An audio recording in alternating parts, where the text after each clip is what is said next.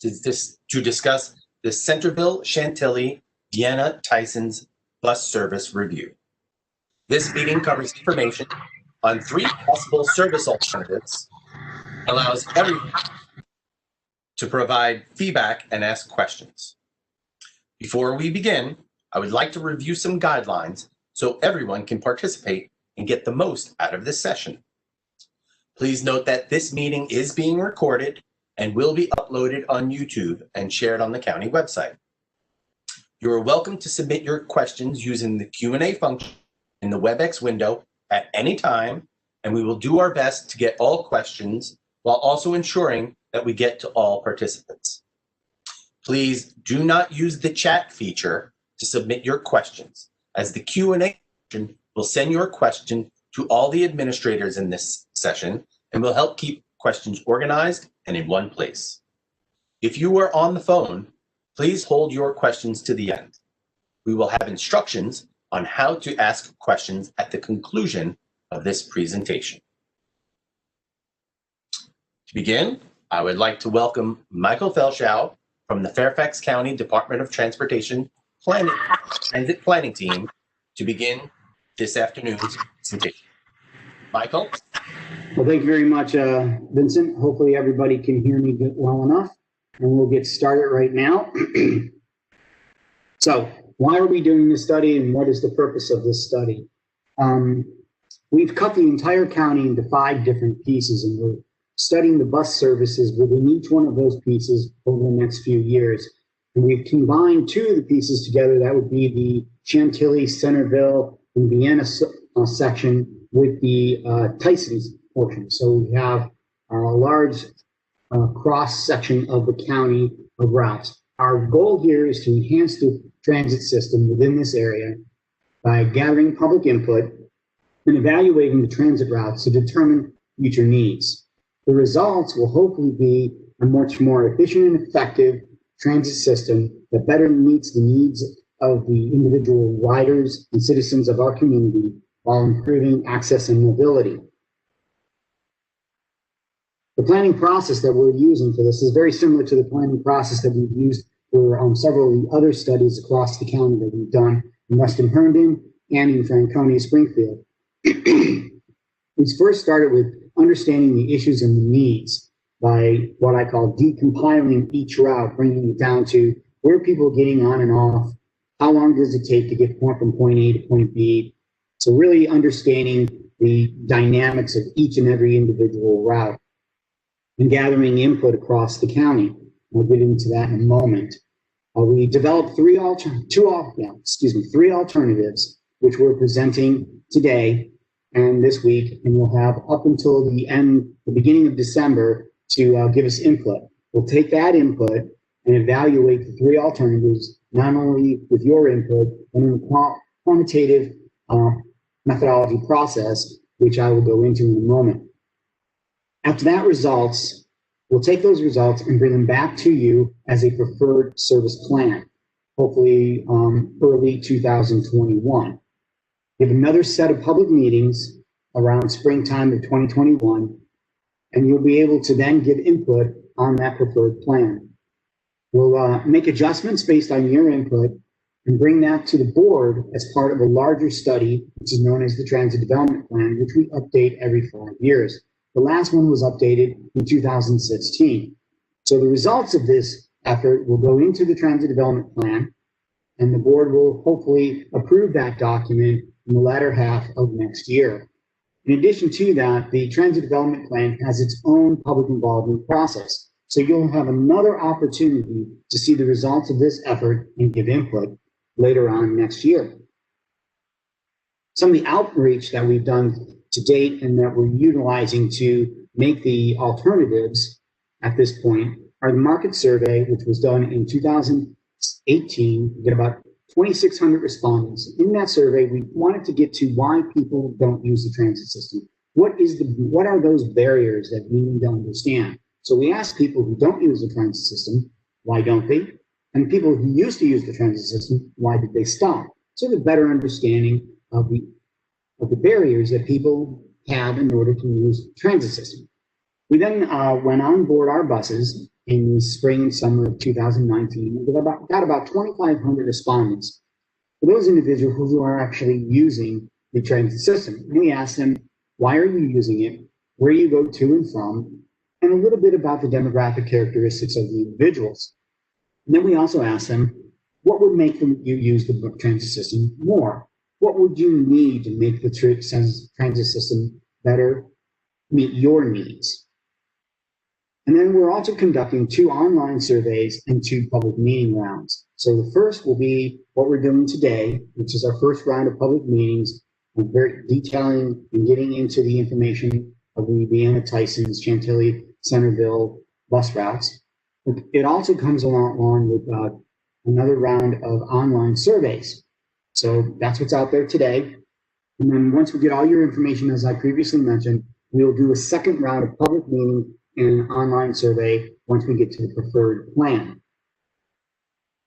What we've learned to date is everything that we've learned today, we've confined into 4 areas of concerns or 4 areas of improvements. These include the connectivity, faster travel, greater span of service, and increased frequency. Now, greater span of service, that's how many hours a day and how many days of the week does the service actually operate. And frequency is how often does that bus come by.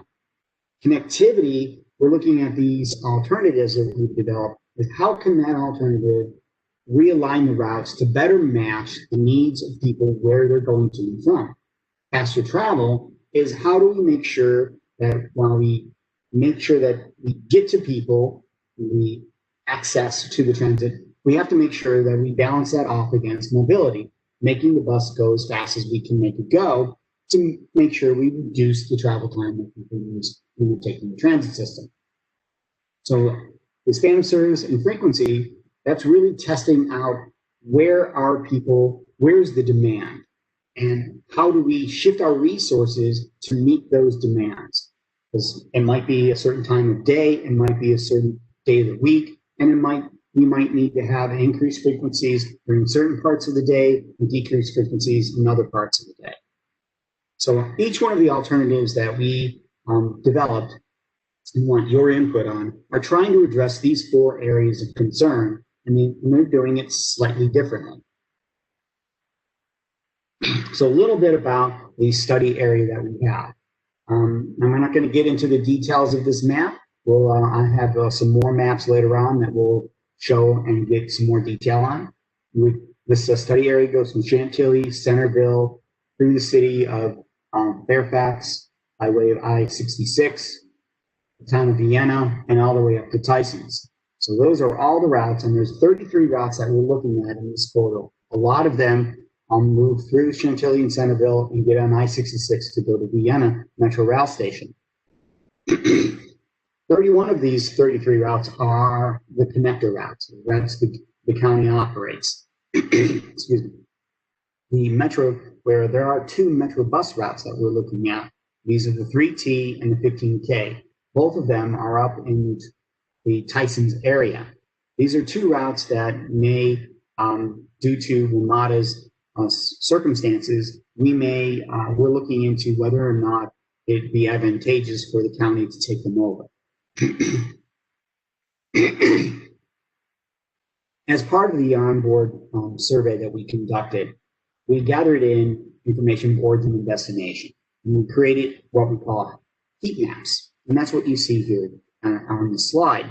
You can see the darker the color is, the more people boarded the bus or got off the bus at that location. So in terms of origin, we got a lot of people that got on the bus in Tysons, Vienna, Centerville, and over here in DC. Those are the highest areas. It doesn't mean it's the only areas. It means it's the highest concentration.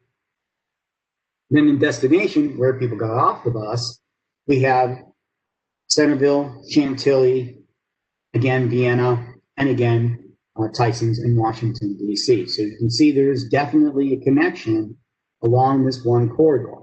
We also had some minor areas in Reston and down in Springfield.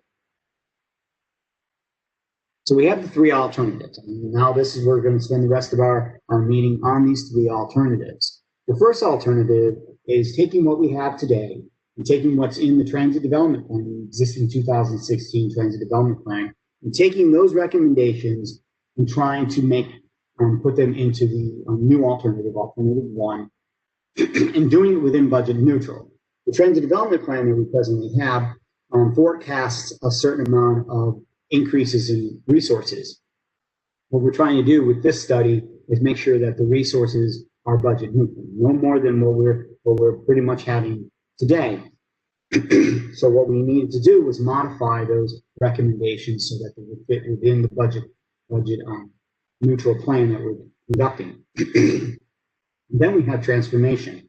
And that was starting with a clean piece of paper and drawing all brand new lines based on what we've heard through the surveys that we've conducted, and evaluating of the individual routes and the functionality of the system. And then we looked at a hybrid system. What if we took some of the elements of alternative 1 and some of the elements of alternative 2 and made a new alternative out of it? Alternative 1, and I'll get into this a little bit more in detail, looks at trying to keep the coverage, the service coverage area pretty much the same. And alternative 2 says, well, let's put transit where it's mostly needed and try to get some regional connections. So alternative 3 takes the regional connection from alternative 2 and the coverage area of alternative 1 and tries to combine them in a budget neutral plan. We'll evaluate this not only with public input, but also what we call a 3-bucket analysis. And I'll get into that now. The 3-bucket analysis is actually made up of 5 elements. And the first 3 that you see on the left-hand side of your screen are the 3 buckets with the factors, or what we call weights, on the last 2. So transit propensity, average travel time, and key locations are the 3 buckets. Transit propensity, this is identifying those areas of the community where people rely on the transit system more often than some people who aren't in those areas. So what we wanted to make sure is that we provided enough transit for people who need transit and where they need it and when they need it. So we have low-income households, households with 1 or 0 vehicles, minority households, seniors, and disabled. For travel time, we took a look at the origin and destination analysis that I previously showed you, and took a look at the 10 top origin and destination pairs. And then we'll evaluate those based on how long it takes one of these alternatives to get a person from point A to point B of these 10 destination pairs, and take the average of that for that alternative.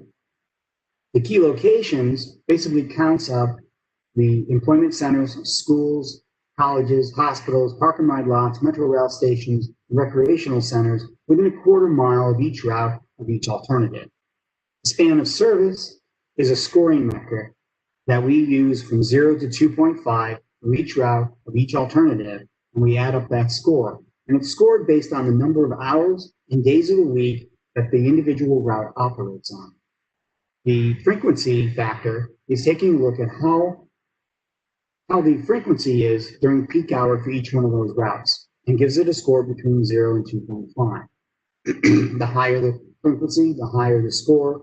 The better the span of service, the higher the score. And those were used as weights against the transit propensity and key locations. So those allow us to measure the accessibility of the transit system and the mobility of the transit system by alternative. So let's talk about alternative 1 for a few minutes. Alternative 1, as I mentioned earlier, takes the existing system pretty much just the way it is with some minor modifications on particular routes. Some other routes have a little bit more modification, but generally covering the same area, and tries to make some adjustments in both frequency and span of service. Now what I'm going to do is I'm going to hopefully drop a map in. Vincent, can you see this map? I want to make sure that everyone can see it. Yes, it is up on my screen, so I hope that it is up on all of our attendee screens as well. Okay, well, thank you very much. So we have a few changes that are in this alternative. Now, I want to make sure that everybody understands these are alternatives. These are not something that we're recommending for implementation. These are to get the conversation rolling, allowing you to go online and do the survey. And each alternative has its own set of questions, and you're going to give an opportunity to answer those questions in a sliding scale between strongly disagree to neutral to strongly agree. And then there will be an open box where you can make an open comment.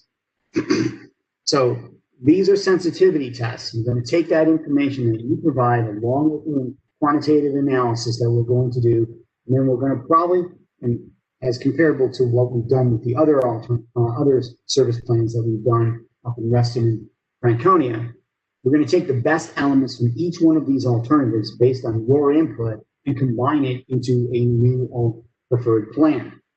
And we'll bring that back to you. So as you can see here, route like 724, which typically went down to West Park, has been truncated in this alternative.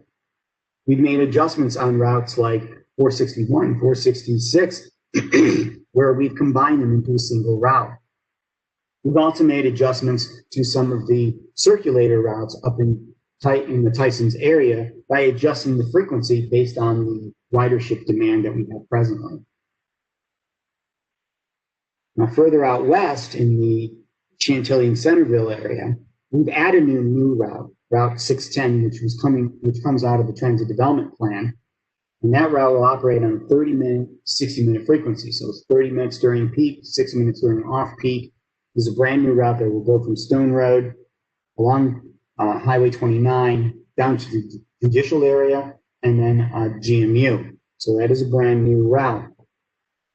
There's also another new route, Route 660. Now will run from Stone Road along I-66 to Vienna and then all the way up to Tysons. Now that route will operate on a 10-minute frequency during peak hour.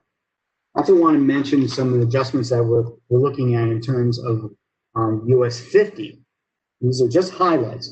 There's individual routes that have some other changes to them, but I'm just taking the highlights here right now. And all this information is on our website. Route 650, which ran during off-peak times or at 50 minutes, has been adjusted in this alternative to 40 minutes. And then Route 651 and 652, which ran roughly around 35-minute frequencies, has been moved to 40-minute frequencies during peak hour. And if we offset those two routes along the US 50, they would actually operate, you'd be able to get a bus along US 50 about every 20 minutes. We also maintain service on some of the express routes like Route 697, 698, and 699. We also added in a new route, 680, which will go from the Monument new Park and Ride Lot Metro multimodal facility over to East Falls Church. So these are just some of the highlights of some of the adjustments of alternative one.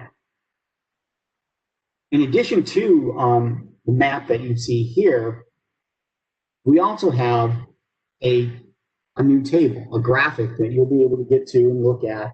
And each route is on this graphic. And I just want to explain how you can utilize this graphic. What it does is it shows each route by weekday and weekend. What you can do is by the length of the route, you can determine how long during the day that route operates. For example, Route 422 starts at 6 o'clock a.m. You look straight down the column and operates till about 7 p.m. You can also see it's color coded. That color code corresponds with the legend up in the right corner there, and that means it's going to operate at 20-minute frequencies. You can see here that there are several routes that actually have very short lines. These are routes that are only operating during peak hour. For example, Route 631 operates at 30-minute frequencies during AM and PM peak, while Route 630 operates during off-peak at 60-minute frequencies. So a little bit about the summation. I'll just sum up some of the information that we're looking at here. Alternative one has 5 routes operating at 15-minute frequencies. In addition to that, we have 14 routes which includes the 5 routes that are operating at 20 minutes or better frequencies during peak hour. And then we have 13 routes that operate all day. And those are those long lines that you see on the graphic. For early morning service, those are routes that operate before 5 a.m. There are only 3 routes. And then the late night service after 10 p.m., there are no routes that operate later than 5 p.m. on a weekday. Saturday and Sunday service, we have 14 routes on Saturday and 10 routes on Sunday. And 5 of these routes operate a better service in 30 minutes. So what this alternative is doing is giving us some regional connection, added a few more routes, increased some frequency, and improved some span of service on some of the routes. But overall, it decreased the span of service for the entire network in that area, in our study area, as you can plainly from what I said, with the number of routes before 5 o'clock and after 10 o'clock. So moving on to alternative 2. Alternative 2 takes a completely different look at the transit system. And what it did was it looked at where people are actually getting on and off the system. And it broke the connection between the local routes that will go through the community, get on I-66 and go over to Vienna Metro. The reason why this alternative does that is by looking at a lot of the data, we found out that a lot of people who are using the local routes, we'll call them, actually aren't trying to get to Vienna. They're actually just trying to get around Centerville and Chantilly. So there's no need for the bus to go all the way over to Centerville, all the way over to Vienna. We also identified at many of the park and ride lot locations that a lot of people who are actually using the bus to get over to Vienna are actually just driving to a park and ride lot like Stringfellow instead of catching the bus in their neighborhood and riding it to the park and ride lot. So we broke that, but the routes are still connected at those key locations like Stringfellow and at the new multimodal facility. So we made a difference. Now we have local routes and regional routes. So that's the big difference between this. So I will go ahead and I'm going to bring up that map for alternative 2, starting over in the Tysons area. Route 724 no longer exists in this route. Once again, this is a sensitivity test to see whether or not that's going to be something that people is going to impact them or not. And that's the things we want to hear about. One of the reasons why that route was discontinued in this alternative is very low. It has relatively low ridership. And also route 432, which was up in this area right here, has also been discontinued in this alternative because it also had very low ridership. And several routes were combined together. And this includes route 462, 467, and 422, which are now combined all into a single route, 462, which will operate at 20-minute frequencies during peak and 45 during off-peak. Route 463, which is a main route in the Vienna Tysons area, has a lot of ridership, has actually been improved from 30-minute frequencies to 20-minute frequencies. And we also have the regional route, Route 660, which would operate on a 10-minute frequency. And we also have another regional route that would operate, that's 468, and that's down this green line that goes up Lawyers Lane all the way up to Wheelie. And that route would operate all day on a 45-minute frequency. Now, as we move westward, we'll see that there are some changes to the system. And some of these changes include along US 50, where we used to have 3 routes covering that. Now we only have 2 routes on Route 651 and 670. 651, instead of operating peak or off-peak only, this route will operate all day at 30-minute frequencies during peak and 60 minutes during off-peak, with an overlay route known as Route 670, which would operate at 15-minute frequencies on a limited express and 30-minute during off-peak. So at certain locations along this US 50, you would have better than 15-minute frequencies. In addition to that, As you can see that we have a lot less routes running along the I-66 corridor because now we have Route 660 and 662 that's carrying the entire load that used to be there with all those different routes. Now we have one route operating at 10-minute frequency during peak, and now Route 662 operating during off-peak at 30-minute frequency. I also like to mention that Route 670, while it travels along US 50, actually goes to the new multimodal facility of Monument, and then to Vienna, and then all the way down to Franconia. So anybody who's taking any of these local routes would be able to transfer over to the 670 route and go all the way down to Franconia, or transfer over and go all the way over to Tysons at a much quicker pace because the route is now using the hot lanes. We maintained routes, the existing express routes, 697, 698, and 699. We added in alternative one, Route 680. That will go from Monument multimodal facility over to East Falls Church. I want to get into a little bit about the summation of levels of service as we did with alternative one. With alternative two, as you can see, there's a lot less routes, but we reduced the number of routes, but increased the frequency, span of service. So what we have for alternative two are there now 6 routes that operate 15 minutes or better. And for 20-minute frequencies or better, we have 13 routes. That includes the original 6 I just mentioned. And all-day service is up to 16 routes. Alternative one had 13 routes. Alternative two now has 16 routes. For routes that operate before 5 a.m., we have 12. You remember, alternative one only had 3. So a significant improvement in terms of span of service. Now, late night service, those routes that operate beyond 10 o'clock, we have 8 of them on the weekday versus what we had in alternative one, which was 0. So once again, a wider span of service. Saturday and Sundays also has more routes. Saturday service has 17 routes, and Sunday service has 13 routes, with 4 routes operating better than 30-minute frequency. So by decreasing the service coverage, we are able to actually increase the number of all-day routes where people are actually utilizing the transit system.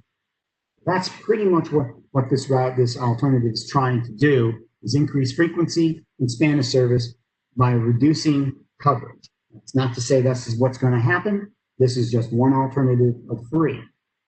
And there is a benefit here, and that's the sensitivity test that we want you to go online and give us input on. What's more important? Coverage, level of service, span of service. And each one of these alternatives try to solve the same problem.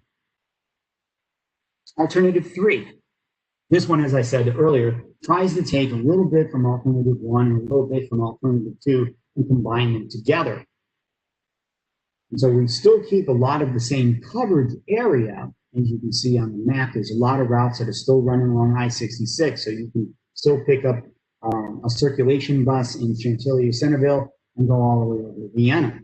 It also includes some of the regional routes that I've mentioned for the other 2 alternatives. So what I'm going to do is I'm going to go and get the map for alternative 3. And once again, we'll start over in Tyson. You can see here that we've changed it around a little bit, and Route 724 is back. And this time, it's a little bit bigger than what it was in alternative 1, and of course in alternative 2, it was removed. And here we have it going all the way to Highway 7, down to Springs Hill Metro, and then over to West Park. We also removed Route 422, but we shifted the routes 462 and 467 to operate where 422 used to operate. We also made some improvements on some of the circulator routes in Tyson's. Route 423, which operates on 15-minute frequency, would operate on 10-minute frequencies during peak and 20-minute during off-peak. Route 463, the mainstay route going through Vienna up to Tyson's, right now it operates on a 30-minute frequency, no change in this alternative, while in alternative 2, there was a change to a 20-minute frequency. We also combined Route 463 461 and 466 into one combined route.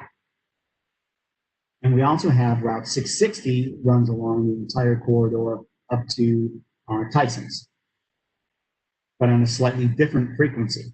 So let's take a look a little bit more at some of the other routes.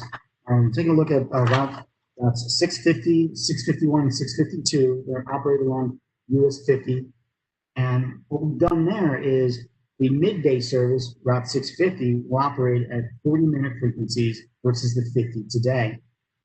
It also tries to improve the peak hour service. So we have Route 651 and 652, which would presently operate around a 35-minute frequency. They would be moved to a 30-minute frequency. So if we offset those routes, we can actually gain a 15-minute frequency along certain portions of US 50. We didn't make a lot of changes to the southern portion of the routes here, but we did add in Route 610 as was also in Alternative 1. So starting from Stone Road along 29 to the new monument facility, down to the Judicial Center, and then on to GMU. We also have Route 670, which is different than the Route 670 in Alternative 2. This one starts along 28 and then goes to the monument facility along I-66 to Vienna down to Franconia. And that route would operate during peak hour only at 20-minute frequencies, while during Alternative 2 that operated all day along US 50 all the way down to Franconia at a 15 and 60-minute frequency. We maintained the express routes 697, 698, and 699. There was some adjustments to 698 in terms of frequency. That goes from a 20-minute frequency to a 10-minute frequency. I'm sorry, but I was supposed to mention that in both Alternative 1 and 2. Also shows improvements of Route 698. We also included Route 680. And this also goes from the monument facility to Vienna and then on to East Falls Church. So I will then now bring up the level of service graphic for this alternative. There are a lot of routes, as you can see. Once again, a lot of midday service. A lot of peak hour service, not a lot of midday service. What we end up here with this alternative is we end up with 5 routes that have greater than 15-minute frequency, 11 routes with 20-minute frequency or better, and 11 routes all-day service. Now remember, in Alternative 1 and 2 had 13 and 16 respectively in terms of the number of routes operating during all day. In terms of span of service over a weekday, Alternative 3 only has 7 routes that operate earlier than 5 a.m. and only 5 routes that operate past 10 p.m. There are 13 routes that operate on Saturday and 10 routes that operate on Sunday. And only 2 routes operate 30 minutes or better.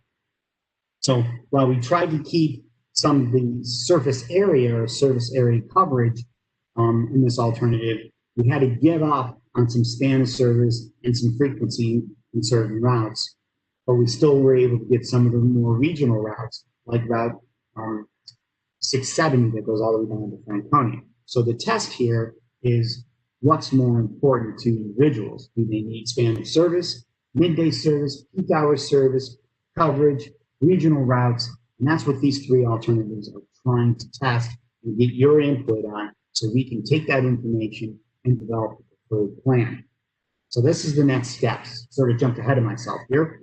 We did one-on-one meetings with the board members whose districts cover this study area. We got their input. We then are conducting these public meetings starting actually last night, today, and then tomorrow night. And we'll have the public, we have the survey that's out already, and that's going to run until December 9th. So you'll have plenty of opportunity to get in there and make your selections and make your input to the planning process. We're going to take all that information along with our quantitative analysis, which I've already previously gone over, and we will develop a preferred plan. That preferred plan is probably going to take shape with several elements from multiple alternatives. It may be based on your input. It might start with alternative 2 or alternative 1 and modify it based on based on the other alternatives. And then we'll continue to test that, bring that preferred plan back to the public, get your input, and then start dialing in on a preferred final plan, which will then be put into our alternative development plan, which the board will hopefully approve in the latter half of next year. And then at that point, we'll then begin service implementation. And service implementation will have its own public involvement process, as all our service changes do. We have a public meeting, allow for input, make modifications, and then that service change then goes to the board for final approval. So there's 2 more layers of public input and adjustments to whatever comes out of this planning effort. So you'll see not only in this planning effort, you'll have public input, but as part of the transit development plan, there will be public meetings for that. The first ones will be in January of next year. Get your input again, and then as part of final service plans, this all won't happen at once. This will happen over a period of time, possibly 2 to 5 years, maybe even longer. Unlike up in the Western Herndon area, due to the Silver Line Phase 2, all those changes that we've recommended, which have not been approved by the board yet, will, once they are approved by the board, will actually go in all at once. For this service area, along with Franconia, which we are in the process of finalizing, they'll go into the TDP and have a different direction of approval through the TDP and then individual service change by grouping of routes, maybe 2 or 3 at a time. And with that, I'd like to provide you some information about how to give us some feedback. I've mentioned several times that the survey is open until Wednesday, December 9th. So you can go in there, go online, and you can see right here, it's at fairfaxcounty.gov/connector/CCVT bus service review. That's the address of the website where the online survey is. You can go in there, you'll see the maps that I've shown you, you'll see the level of service graphics that we've gone over, and you can take the survey. There are a lot of toggles, so you'll be able to pull them to wherever you need them, whether it's a disagree or agree or neutral. And then we'll be able to get that information from you, and you'll be able to input our comments as needed. You can also email us at Fairfax Connector at fairfaxcounty.gov or call at 703-339-7200. Or you can also email us at Fairfax County Department of Transportation Planning, Public Comment, 4050 Legato Road, Suite 400, Fairfax, Virginia 22033. And with that, I'd like to open it up for questions. And we're going to take all your comments and your questions. And I have staff here that are going to write all this down as if we were in a public meeting with a flip chart up here. We would be writing down your comments. We're going to do the same thing. So just to know that your comments here are of value to us. We want to hear your comments, and we're going to use your comments as we move forward in the planning process. So, Vincent, back to you. Thank you very much, Michael. Before we continue on to the Q&A portion of this meeting, I'd like to introduce the Director of the Fairfax County Department of Transportation, Mr. Tom Bashani, to provide some brief remarks. Tom? Thanks, Vincent. Appreciate that. Thank you for your presentation, Michael. But most importantly, thank you for all of you who have joined us today on your lunch hour to learn more about these proposed changes to the Fairfax Connector service in the 66 corridor. As Michael indicated, your feedback is really important. He's presented 3 really different alternatives and different ways to provide bus service in this corridor. and we really are interested in hearing your feedback.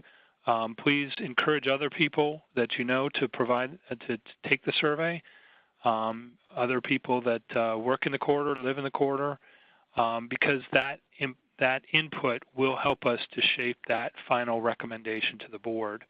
There are a number of different ways that we can go with this, but really refining that and making sure it works for the public is important to us, and that's why your feedback is so critical in the process. So thank you, Vincent. Thank you, Michael, and thanks to everybody who has joined us today for this meeting. Thank you very much, Tom. Now we would like to open up this meeting for questions. As a reminder, please use the Q&A function to type your question for the moderators, myself, to read aloud. Again, we ask that you do not use the chat feature to comment or ask questions. If you are currently joining us by phone, please push *3 to raise your hand to ask a question. When it's your turn, I will call on you to ask your question, and after you have finished, please push *3 again to lower your hand.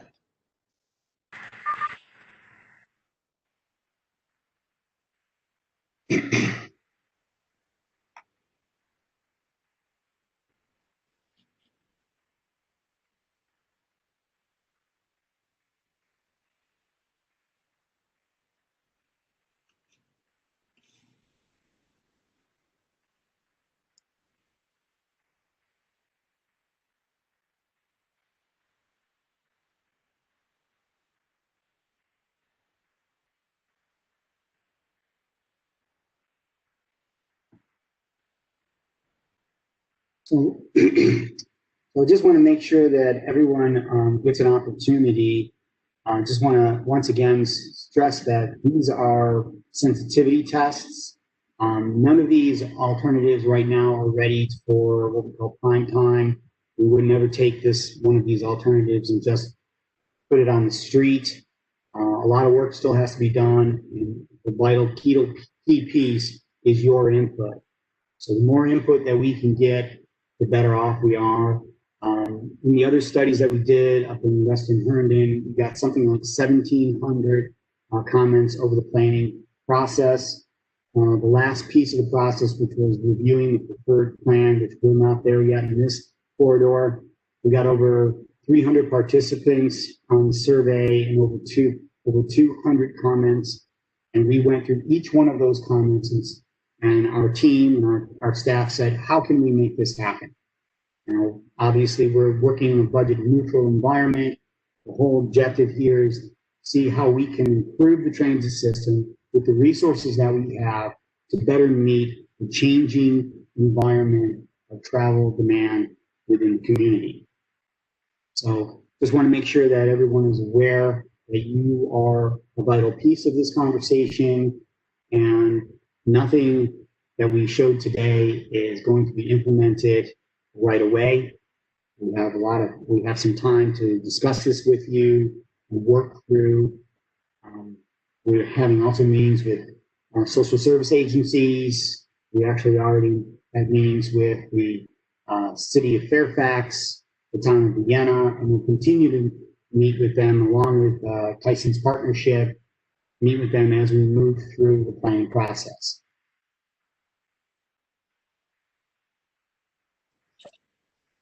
As Michael has said, we certainly do encourage all of your feedback. As a reminder, if you are on the phone and you'd like to ask a question, please push *3 to raise your hand, and we will be happy to get your question answered. If you are joining us via the WebEx app on the web, simply use that Q&A function, type in your question, and we'll be happy to the group. And if you don't want to give a question, that's perfectly fine. You can go online, provide your feedback there, email us. I see almost every single comment that comes across my desk. I read it. I talk it over with my team. We're always trying to look at how to improve the transit system. The system is here for you, for our community. And so it doesn't matter if you say something today, if you say something tomorrow, we still want to hear it. So it's up to you. Yep. And on that note, just a reminder that, like Michael said, you can take the survey, review all of the maps that you have seen here today, all of the board, and provide that feedback for that survey. As Michael said, the survey is available at fairfaxcounty.gov/connector/CCV bus service review. We can always take your information via email at the Fairfax Connector at fairfaxcounty.gov email address. You can call us via 703-339-7200. The TTY number is 703-339-1608. Or you can always send us some mail. We're happy to receive those comments, and that can be sent to Fairfax County Department of Transportation, care of Transit Planning Public Comment, 4050 Legato Road, Suite 400, Fairfax, Virginia, 22033. As Michael had said, if you know anyone who does ride our system or might be interested in the system, please ask them to check out the survey. Again, fairfaxconnector.com. It's there on our homepage. The link will take you there. And we do want to thank everyone who has joined us today. If there are no questions from anyone in attendance today, we are going to close this meeting. And so we do thank you for joining us. We thank you for listening to the presentation, and we do hope to hear from you soon in the future. Be well. Thank you, everyone.